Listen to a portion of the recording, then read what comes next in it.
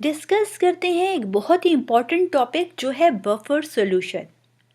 Friends, क्या आप जानते हैं कि हमारी बॉडी में मौजूद ब्लड अपनी पीएच रेंज को किस तरीके से मेंटेन रखता है? एक हेल्दी ह्यूमन बॉडी के लिए जो ब्लड पीएच रेंज होती है वो है 7.35 टू 7.45।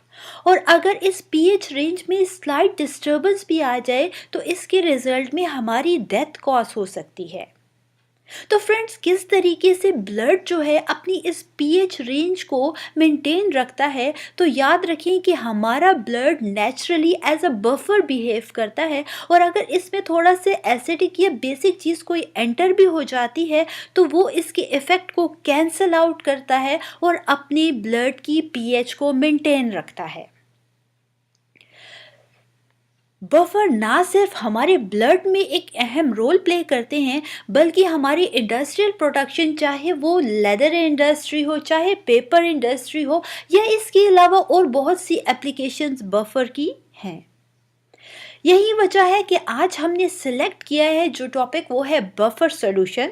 तो सबसे पहले हम डिस्कस करेंगे कि what are the buffer solution, buffer solution क्या होते हैं, preparation of the buffer solution के किस तरीके से हम बफर सॉल्यूशन को प्रिपेयर कर सकते हैं, क्या तरीका है कि हम एसिडिक और बेसिक बफर को डिफ्रेंशिएट करेंगे और प्रिपेयर करेंगे, और साथ ही हम बात करेंगे बफर एक्शन पे। चलिए शुरू करते हैं। So what is buffer solution? A solution which resists a change in pH when a small amount of a strong acid or a strong base is added to it. Friends, याद रखें कि buffer solution वो solution होता है जो अपनी pH को change नहीं होने देता, मींस पीएच रिमेन्स अनचेंज्ड जब उसमें स्मॉल अमाउंट में स्ट्रॉन्ग एसिड या स्ट्रॉन्ग बेस ऐड किया जाए। डिस्कस करते हैं preparation of a buffer solution और the composition of a buffer solution. Friends, किस तरीके से हम बफर सॉल्यूशन को प्रिपेयर कर सकते हैं, इसी को समझने के लिए सबसे पहले हम बात करेंगे two types of a buffer solution की। यहाँ फर्स्ट है acidic buffer and the second is the basic buffer, कि एसिडिक एंड बेसिक बफर क्या होते हैं और फिर हम इसको किस तरीके से प्रिपेयर कर सकते हैं। Friends, acidic buffers are the buffers which contain weak acid and its highly ionizable salt। Acidic buffer को प्रिपेयर करने के लिए हम वीक एसिड को लेते हैं और उसी का हाईली आयनाइजेबल साल्ट लेते हैं। ठीक है, हाईली आयनाइजेबल साल्ट क्या होगा कि साल्ट जो कि वीक एसिड और स्ट्रॉन्ग बेस से मिलकर बनता है उसे हम हाईली आयनाइजेबल साल्ट कहते हैं in case of acidic buffer के केस में। याद रखिए कि एसिडिक बफर की पीएच हमेशा बिलो 7 होगी। अगर हम बात करें example of the acidic buffer की तो वो है हमारे पास एसीटेट बफर। एसीटेट बफर आप देख सकते हैं कि इसे हम किस तरीके से बनाते हैं। एग्जाम्पल में हमारे पास आप देख सकते हैं कि एसिटिक एसिड है एंड सोडियम एसीटेट। यही एसीटेट बफर कहलाता है जब हम एसिटिक एसिड जो कि वीक एसिड है इसको कंबाइन कर देते हैं सोडियम एसीटेट के साथ, जो कि हमारे पास इसी का हाईली आयनाइजेबल साल्ट है। तो इन दोनों की कम्बिनेशन से हमारे पास एसिडिक बफर प्रिपेयर हो जाता है। ठीक है, बात करते हैं बेसिक बफर की। So the basic buffer is a buffer which contain weak base and its highly ionizable salt. Basic buffer वो बफर होता है जिसमें हमारे पास वीक बेस होता है और उसी का हाईली आयनाइजेबल साल्ट होता है। ठीक है फ्रेंड्स, तो ये बफर बेसिक बफर कहलाता है। याद रखें कि बेसिक बफर की पीएच हमेशा अबव 7 होगी। हमारे पास बेसिक बफर की एग्जाम्पल है वो है ammonium hydroxide plus ammonium chloride. यहाँ पर अमोनियम हाइड्रोक्साइड जो है ये एक वीक बेस है और अमोनियम क्लोराइड इसी का हाईली आयनाइजेबल साल्ट है। इन दोनों को जब कंबाइन करेंगे तो एज अ रिजल्ट हमारे पास बेसिक बफर जो होगा प्रिपेयर हो जाएगा। So what is buffer action? Buffer action क्या है? फ्रेंड्स, अगर हम सिंपल वर्ड्स की बात करें तो बफर एक्शन को हम सिंपली कह सकते हैं कि ये पीएच रेजिस्टेंस सिस्टम है ऑफ अ बफर सॉल्यूशन। कि बफर सॉल्यूशन किस तरीके से रेजिस्ट करता है कि वो अपनी पीएच को चेंज ना करे। तो ये जो सिस्टम है, ये एक्शन जो है बफर सॉल्यूशन का, ये बफर एक्शन कहलाता है।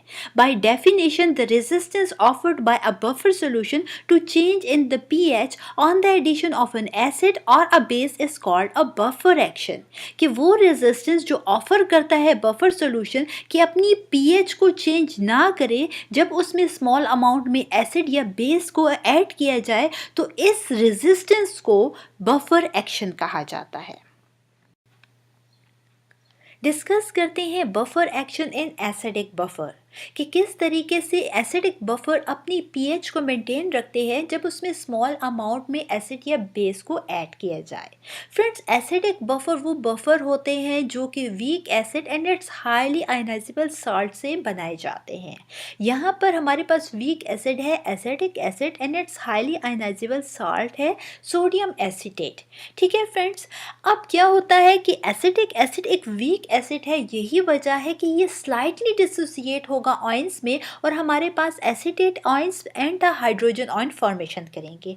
जबकि हाईली आयनाइजेबल साल्ट जो कि सोडियम एसीटेट है, ये कंप्लीटली डिसोसिएट हो जाएगी आयंस में और acetate ions and sodium ion formation करेगी। ये एक एसिडिक बफर है। ठीक है, अब जैसे ही इसमें स्मॉल अमाउंट में एसिड को ऐड करते हैं, मींस H+ आयंस को ऐड करेंगे फ्रेंड्स, तो क्या होगा हमारे पास कि एसिड के ऐड करने से हमारे पास ये जो सिस्टम है इसका इक्विलिब्रियम डिस्टर्ब हो जाएगा। ठीक है, तो अब ये जब सिस्टम का इक्विलिब्रियम डिस्टर्ब हो जाएगा तो हम जानते हैं according to the Le Chatelier's principle कि जब कभी हमारे पास एक सिस्टम इक्विलिब्रियम में हो और उसे डिस्टर्ब किया जाए तो इस डिस्टर्बेंस के रिजल्ट में सिस्टम ऐसी डायरेक्शन में मूव करता है कि इस डिस्टर्बेंस के इफेक्ट को कैंसिल आउट कर सके और दोबारा से एक न्यू इक्विलिब्रियम को स्टैब्लिश कर सके।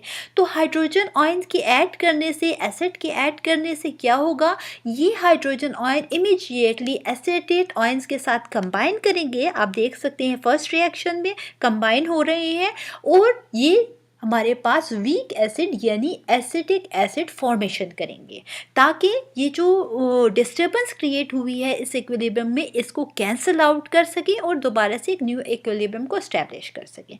ठीक है, तो यही वजह है कि हमारे पास एसिड जब स्मॉल अमाउंट में ऐड करते हैं तो वो इस इक्विलिब्रियम को डिस्टर्ब नहीं होने देता, क्योंकि वो एसिटेट आयंस के साथ कंबाइन होकर दोबारा से एसिटिक एसिड में कन्वर्ट हो जाता है। अब जैसे ही हम बेस को ऐड करते हैं, मींस हाइड्रोक्सिल आयन को ऐड करेंगे, तो उसके रिजल्ट में क्या होगा, पीएच कैसे मेंटेन रहेगी। तो ये हाइड्रोक्सिल आयन आप देख सकते हैं फर्स्ट रिएक्शन में आप हमारे पास क्या कर रहे हैं, हाइड्रोजन आयन के साथ कंबाइन हो रहे हैं और इसके रिजल्ट में वाटर फॉर्मेशन कर रहे हैं। ठीक है, अब वाटर फॉर्मेशन तो हमारे पास हो गई, लेकिन हम यहाँ देख सकते हैं कि हमारे पास ये रिएक्शन यहाँ पर डिस्टर्ब हो रहा है, क्योंकि हाइड्रोक्सिल आयन हाइड्रोजन आयन के साथ कंबाइन जैसे ही होंगे तो मींस वाटर की फॉर्मेशन करने के बाद हमारे पास यहाँ पर रिएक्शन में हाइड्रोजन आयन जो होंगी उसकी कमी हो जाएगी। तो इसको पूरा करने के लिए क्या होगा, यहाँ पर डिस्टर्बेंस क्रिएट हो गई है इक्विलिब्रियम में और इसको क्या होगा, जैसे ही ये हाइड्रोजन आयन कंबाइन होंगे हाइड्रोक्सिल आयन के साथ और वाटर फॉर्मेशन करेंगे, इमीडिएटली उसी टाइम पर एक एसिटिक एसिड जो होगा वो डिसोसिएट हो जाएगा acetate ions and hydrogen ion की, ताकि जो हाइड्रोजन आयन है इसकी कमी को पूरा कर सके और इस इक्विलिब्रियम को डिस्टर्ब ना होने दे। फ्रेंड्स, यही वजह है कि हमारे पास जो है एसिडिक बफर की जो पीएच है वो मेंटेन रहती है, वो चेंज नहीं होती, क्योंकि जैसे ही रिएक्शन में कोई डिस्टर्बेंस क्रिएट होती है तो उसके रिजल्ट में हमारे पास क्या होता है कि उसको जल्दी से फिल कर लिया जाता है ताकि वो रिएक्शन डिस्टर्ब ना हो और इक्विलिब्रियम जो हो मेंटेन रहे।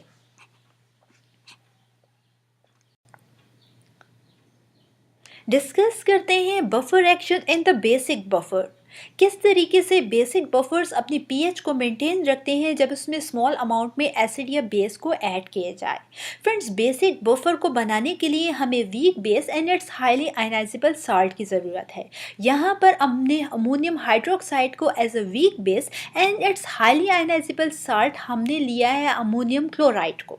ठीक है, वीक बेस जो होते हैं हम जानते हैं कि स्लाइटली डिसोसिएट होते हैं आयंस में। यही वजह है कि अमोनियम हाइड्रोक्साइड स्लाइटली डिसोसिएट होगी ammonium ions and the hydroxyl ions में, जबकि हमारे पास जो साल्ट है अमोनियम क्लोराइड ये कंप्लीटली डिसोसिएट हो जाएगी ammonium ions and the chloride ions में। फ्रेंड्स, हमारे पास ये बेसिक बफर प्रिपेयर हो चुका है और जैसे ही हम इसमें स्मॉल अमाउंट में एसिड को मींस H+ आयंस को ऐड करेंगे तो फ्रेंड्स इसके रिजल्ट में हमारे पास यहाँ पर जो सिस्टम है ये इक्विलिब्रियम में है और वो डिस्टर्ब हो जाएगा। और हम जानते हैं अकॉर्डिंग टू द ली-चैटलियस प्रिंसिपल कि हमारे पास जब कभी सिस्टम इक्विलिब्रियम में हो और उसे डिस्टर्ब किया जाए तो इस डिस्टर्बेंस के रिजल्ट में सिस्टम ऐसी डायरेक्शन में मूव करता है कि इस डिस्टर्बेंस के इफेक्ट को कैंसिल आउट कर सके और दोबारा से इक्विलिब्रियम को स्टैब्लिश कर सके। अब जैसे ही H+ आयंस इसमें हम ऐड करेंगे फ्रेंड्स तो इसके रिजल्ट में ये कंबाइन हो जाएगा हाइड्रोक्सिल आयंस के साथ फर्स्ट रिएक्शन में आप देख सकते हैं और वाटर फॉर्मेशन करेगा। अब हाइड्रोक्सिल आयन यहाँ पर कम हो जाएंगे। ठीक है, तो अब सिस्टम किस डायरेक्शन में मूव करेगा? जहाँ पर हमारे पास जो है कंसंट्रेशन कम हो गई है, हाइड्रोक्सिल आयन जो होंगे कम हो जाएंगे क्योंकि वाटर फॉर्मेशन में वो यूज़ हो गए हैं। यही वजह है कि इमीडिएटली उसी टाइम पर अमोनियम हाइड्रोक्साइड का एक मॉलिक्यूल जो होगा वो डिसोसिएट हो जाएगा ammonium ions and hydroxyl ion में, ताकि ये जो इक्विलिब्रियम डिस्टर्ब हुआ है इसके इफेक्ट को कैंसिल आउट कर सके और दोबारा से एक न्यू इक्विलिब्रियम को स्टैब्लिश कर सके। ठीक है फ्रेंड्स, यही वजह है कि एसिड के ऐड करने से हमारे पास बेसिक बफर पर कोई इफेक्ट नहीं हुआ, क्योंकि जैसे ही हाइड्रोक्सिल आयन यहाँ से यूज़ हुआ उसी वक्त एक अमोनियम हाइड्रोक्साइड का मॉलिक्यूल जो है वो डिसोसिएट हो गया ammonium ion and hydroxyl ion में। अब जब हम इसमें बेस ऐड करेंगे तो उसके रिजल्ट में क्या होगा? फ्रेंड्स, आप देख सकते हैं कि एडिंग बेस हाइड्रोक्सिल आयन, ठीक, हम हाइड्रोक्सिल आयन को ऐड करते हैं यानी बेस को ऐड करते हैं तो उसके रिजल्ट में भी इक्विलिब्रियम डिस्टर्ब होगा और वो ये जो हाइड्रोक्सिल आयन होंगे ये कंबाइन हो जाएंगे अमोनियम आयंस के साथ। तो अमोनियम आयंस के साथ कंबाइन होंगे तो आप देख सकते हैं कि यहाँ पर हमारे पास डिस्टर्बेंस क्रिएट हो जाएगी इक्विलिब्रियम में। तो जैसे ही हमारे पास ये डिस्टर्बेंस इस साइड पर मीन्स राइट साइड पर क्रिएट हुई है तो क्या करेगा, ये हाइड्रोक्सिल आयन जो है अमोनियम आयंस के साथ रिएक्ट करेगा, कंबाइन होगा और जल्दी से ये क्या हो जाएगा, ये रिवर्स डायरेक्शन में मूव करेगा, मींस अमोनियम हाइड्रोक्साइड फॉर्मेशन करेगा जो कि एक वीक बेस है।